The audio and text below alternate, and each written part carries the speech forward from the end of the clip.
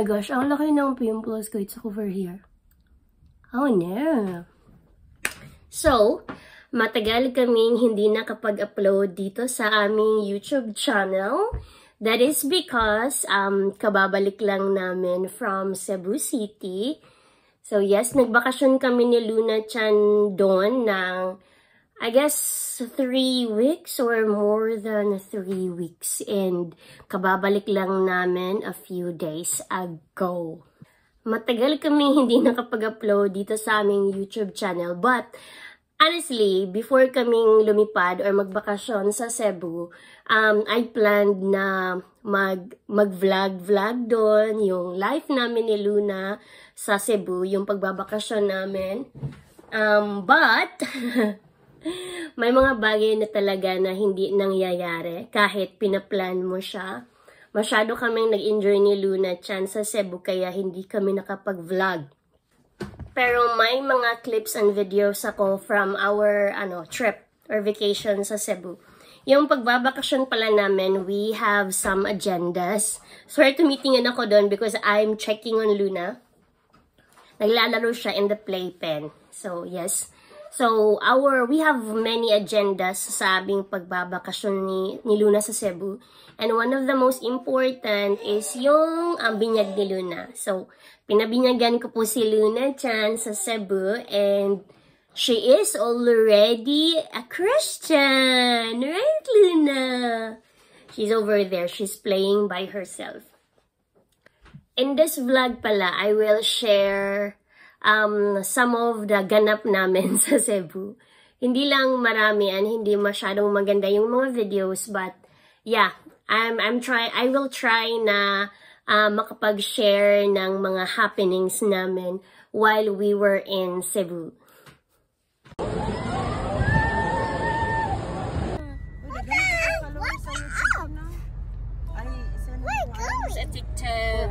Where are we going? We're going home. Ayaw po din takot nino. We're going home. Dumating kami ni Luna sa Cebu, March 30. Yes, I think in the afternoon.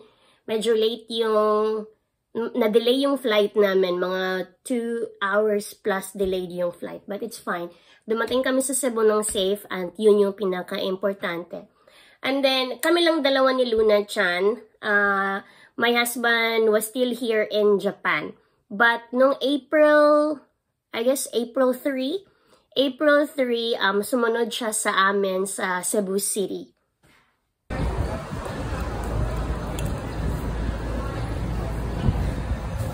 Love.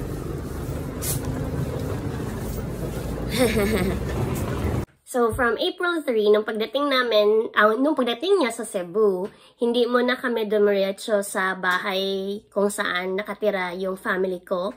Pumunta muna kami, nag-resort muna kami ni husband. Parang our time. Nawala si Luna Chan. That was our first time na lumabas na kami lang dalawa. Pinaalagaan ko muna si Luna sa aking family. And kami lang ni husband muna at that time, nag-spend ng time together as husband and wife. Kasi matagal din naman naming hindi nagawa yun. Hello, we are in Dusit Thani. This is our bedroom in Dusit Thani. Just the view from the window is not so beautiful. It's the parking lot view. But it's okay. The bed is big. This is queen size, love. King size bed. And of course, ang toilet is very beautiful. And then the shower area. Yeah. We're gonna stay here for 2 days and 1 night. We're gonna go swimming. Si husband sunbathing. Swimming.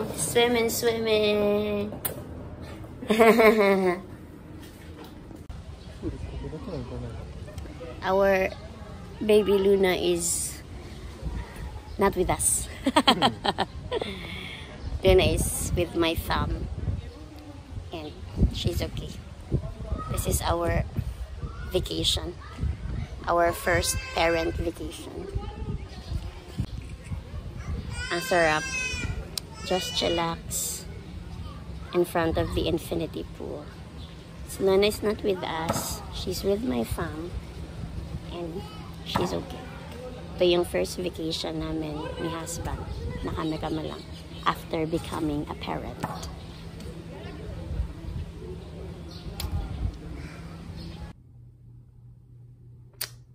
Nakabihis na kami to have dinner. Si husband, nagre-research kung saan kami magde-dinner. But I'm ready. Kaya sunod lang talaga ako kung saan siya gustong kumain.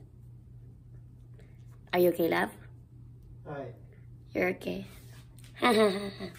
We are ready to go eat dinner. I'm gonna show you my outfit, okay? Outfit check! This is my outfit for today's dinner. Hindi lang masyadong kita kasi very dim yung lights nila. Yes, that's me. Naka-dress.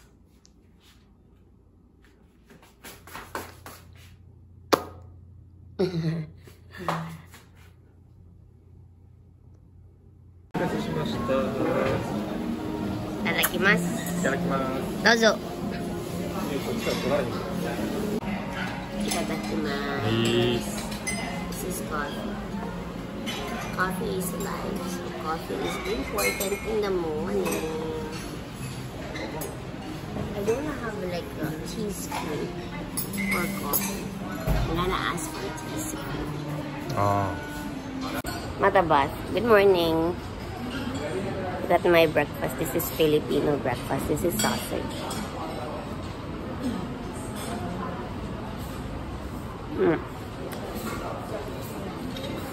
And this one is dried fish. Dried fish in the Philippines. I think it's best.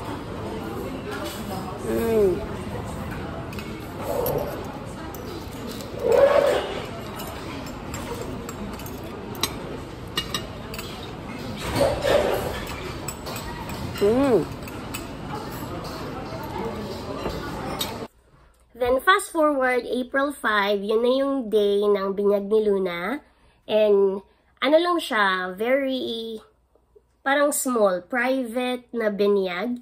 And yung mga ninong-aninangs ni Luna, siguro there are only 5 people in total. And then yung mga very close friends ko lang yung mga ninong-aninang ni Luna.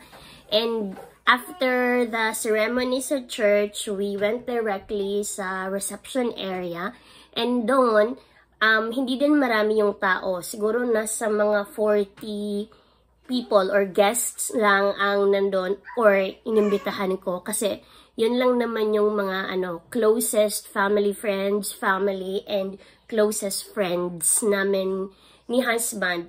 Yung mga tao talaga na nandun, yung mga tao na nakasubaybay from the first time, yung mga tao na nakasubaybay talaga sa relationship namin ni husband from the very beginning. So yeah, yung mga tao nandun sa binyag ni Luna, they are very important to us. That's why nandun sila sa binyag ni Luna Chan. What are we doing, Maxi? Hello, vlog. What are we doing? Hello, vlog. Wrapping some papers. Oh, is that? What happened to Minions? What are you doing? Kuya Maxi, what happened to Minions? We are wrapping. What is this? Prizes for Luna's christening. Yes. Yes. Oh no! Ayaw ko! Maxi, babe! Tapos, kasi nakita tayo lalayo po. Wow! You were great! Feeling magandang niya. So, maraming imuin sa mong inahan. Pinana ba sa gano'n naman? Thank you. Thank you, Maxi.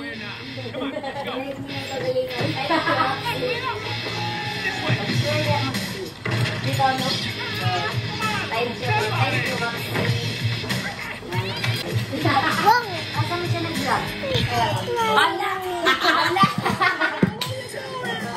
Adto niya sa Oh, napay tiil sa inahan, oh. Sa asa nag-work yung mga ba? Hello. Gigastuan siya sa company. Adto siya para kuan ang work. Unyang Germany kay di man gud na ngana. Hello, we're done. We're almost done. Almost done. Pilit na lang Packing. ni ingon mo paspas mo. Last naman gud ma. Almost done. Makaingog paspas mi hang imong trabaho.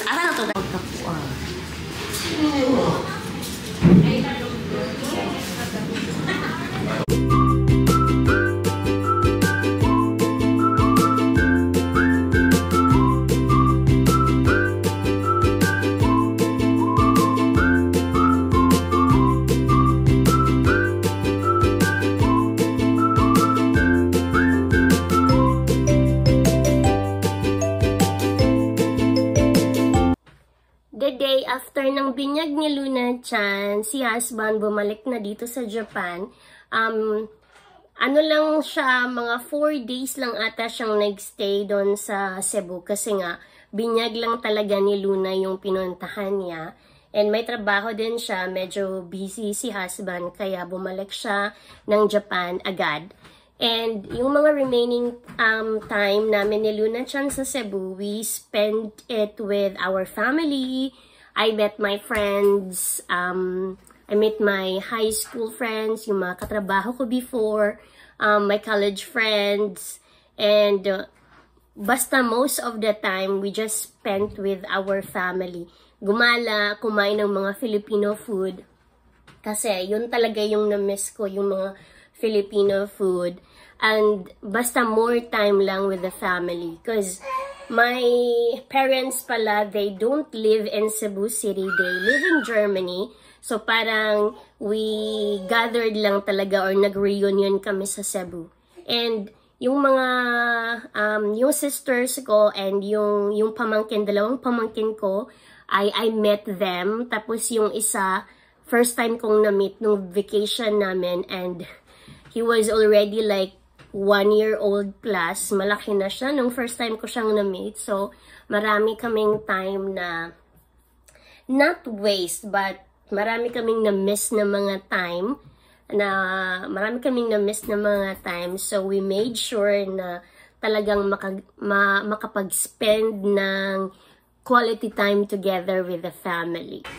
Good morning. This is my day 4 in Cebu. And this is what my family looks like. TikTok-caring. TikTok-caring. My family is TikTok-caring. Ay, magta natin kay Magnaanad ko.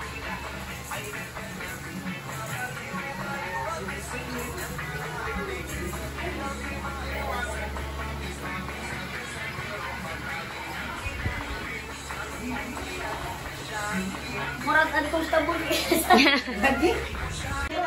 Kuya Max! Kuya Maxi! Kuya Maxi, what are you doing?